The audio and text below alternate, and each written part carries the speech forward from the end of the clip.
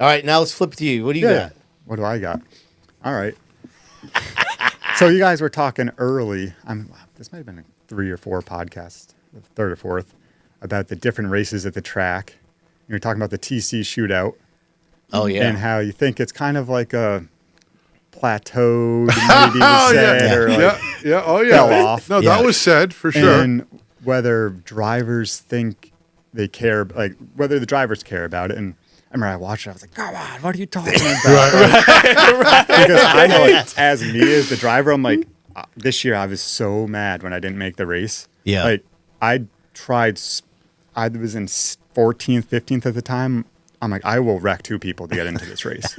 Like, it's just, to me, I was like, I needed to get in this race. But I guess the question is, what do you think would improve that? Because that's a race, like, we want to keep it going, obviously, because it's like a tradition in memory of Ted Christopher. We want to keep that tradition going. Of course. I mean, there's no argument there about having that a race to honor him for sure. Yep, definitely. To me, it's the 13 laps. That was our main complaint, right? Yeah. Was that like it's not really conducive to like a race where you have like a comer and a goer, and like you never really get to see a car like fall off. Like if someone's good on the short run, like Corner was, they just drive away. That's when I got my first win too. So I'm like, kind of like, oh yeah, I love that race. Right, Yeah. I got my first win. Right. But at the same time, it's like we did the 13 because we're like this. I think this year, I mean, I can't really say what we're going to do this year for that one yet, but it might be a points race just for you guys, just so we make it more of a. Yeah, you have to do good in this because the first year people just got in and dropped out, like starting parts. Well, that's what we had talked about. Like Moeller just started and just like if you were going to pull off 3 laps in, why didn't you just have somebody go in that wanted the someone race? Else go in there, right? I mean, I did that the first year, but I also was like 280 coming to the checkered, and like I need to get in this race, and I'm like I don't want to blow up my engine. Right. In this 13 lap. So I couldn't even keep up with the field. I'm like, I'll just pull off. Like, you mean temperature. I thought you meant 280 miles per hour. No, temperature. That's pretty quick. The engine's about to blow. I mean, if there's a legitimate reason, there's a legitimate reason. But, you know, it makes it just like pisses you off as a fan. Yeah, like what did you do? Just came out here and stole that spot to just ride around? That's like, right. I'm not going to race because I don't want to wreck my car. Yeah. Like, that's right. So, you know, to do something to make them really want to race. Like, the great part was, boy, Troy Talman. He got shellacked because whoever was up front wanted to win. So it made it really exciting to watch the leaders. Everybody that was back in 10th or 11th, that night I happened to pick Mikey Christopher, and he got shuffled back.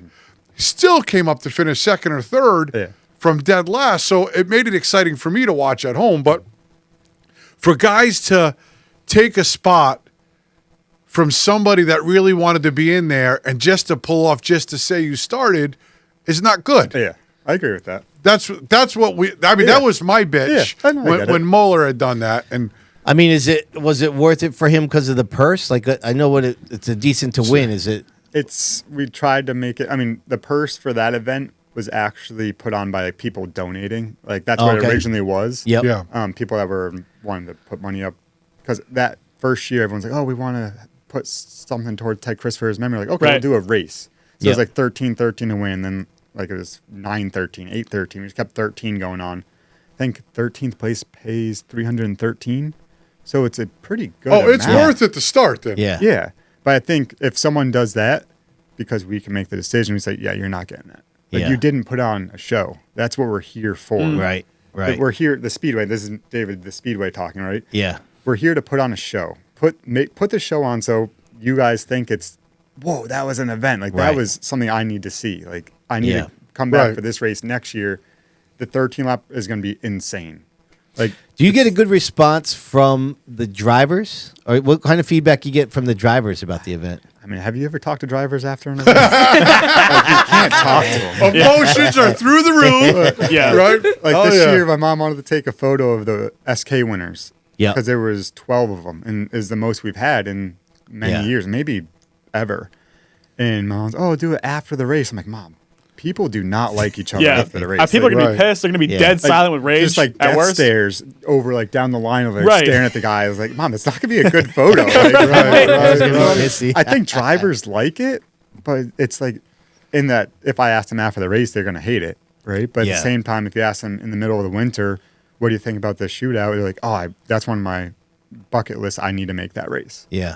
So it's so right hit or miss. Well, on the flip side of that, I mean the SK5K.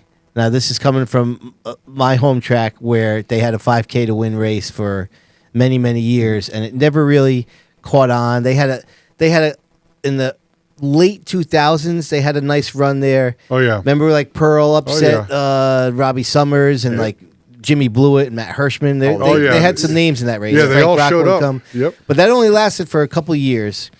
And it never had, like, right off the rip, you guys just really seemed to blow that. Was amazing. Yeah, it was all. That's always been that's the pinnacle SK race now. That was it. It kind of came to a plateau, and we need to work on it more. Like, it was, the racing wasn't as exciting as it was the first year. I mean, I remember the first year was Pennick and I think Teddy just duking out on lap 1. It was a 100-lap race. Like, these guys were nerfing each other. I'm like, what are you doing? Like, it's 100 laps, but it was like you were on the edge of your seat. The entire race. And that whole race idea, I think that was another one of my crazy ideas.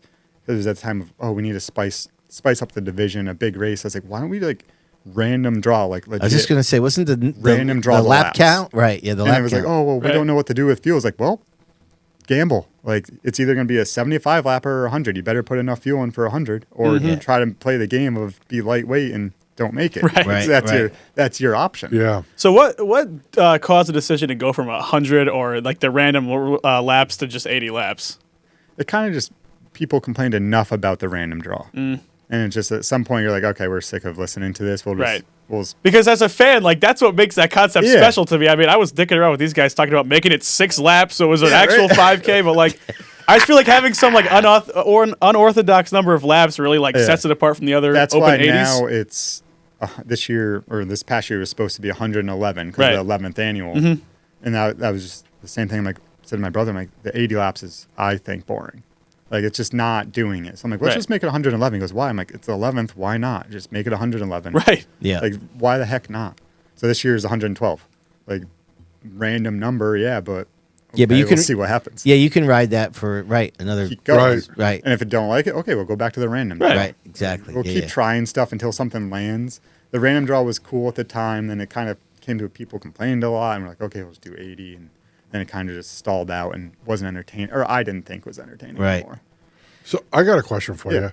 So as you go through the schedule, because I am super intrigued by your guys' end of stuff, like the business end of racing, because I know you have a lot of people that want to complain, but how do you go about saying, okay, listen, we need to spice up like your fresh ideas? Yeah. How much resistance do you get when like you want to do something, or like does your dad still have input and say, definitely. Listen, we're not doing that, Dave? Yeah, there's a lot of resistance. Is there? Yeah. You know what I mean? Because you're on the younger side to be able to. I mean, you still understand, and we have these conversations all the time. It's all about entertainment still.